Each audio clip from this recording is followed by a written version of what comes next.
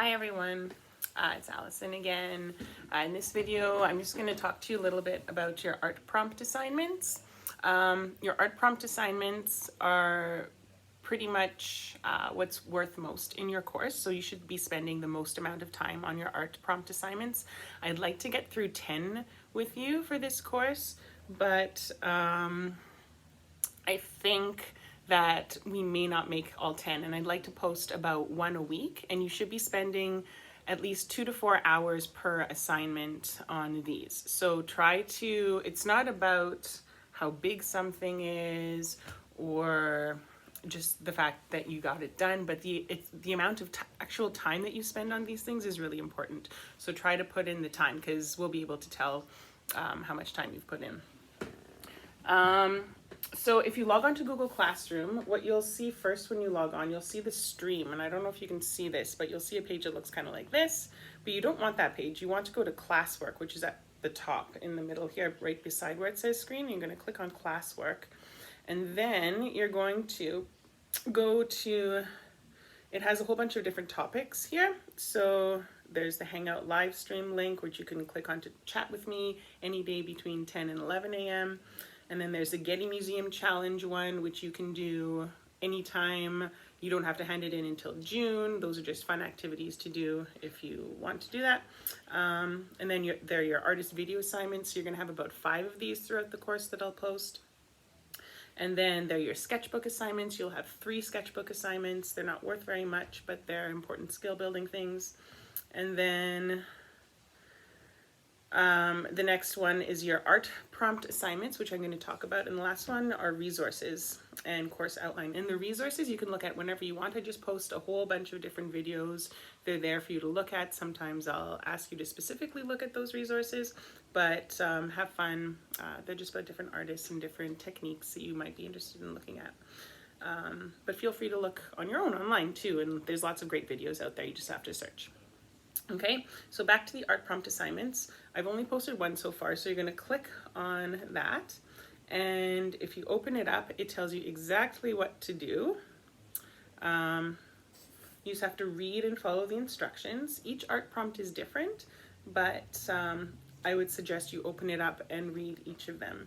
And then there's spots for you to paste your work in there. So once you're done your artwork, you're going to take a picture of it, and then you're going to copy and paste it into your assignment, okay, in the blank slides that I've provided. So each of these are kind of slide assignments. So you'll see the slides on the left-hand column, and you can just copy and paste your work. And then when you're ready to submit, there's a little button in the top right-hand corner. You're going to click that button, and that says submit, and then I get your assignment. So if you're having problems with this, just let me know, give me an email, or hop on the live chat, and we can work it out.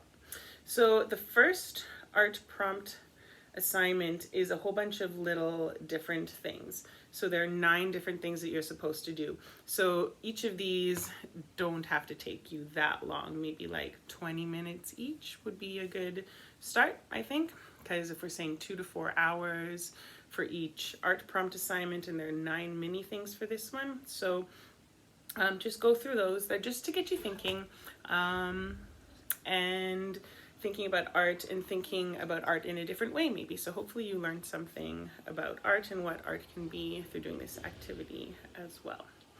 Okay, I'm not going to spend too much time on each of these assignments, but the first one is shade a page with the side of your pencil, so you're using the side.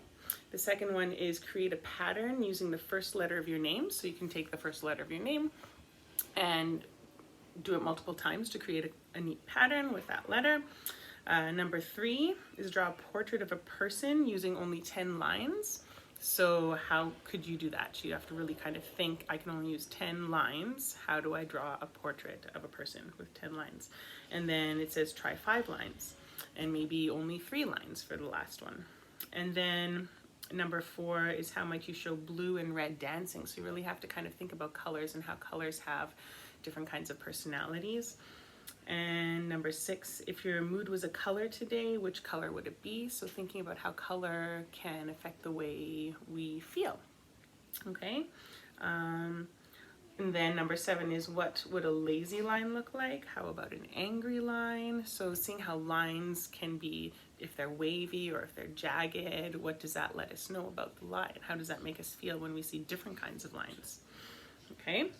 And then number 8, you're going to search for shadows and lights on the walls and floors, what shapes and patterns they create, sketch them. So you could look anywhere, you could look outside or look inside and look at those different patterns and shapes. And then number 9 is sketch an object from 2 different points of view.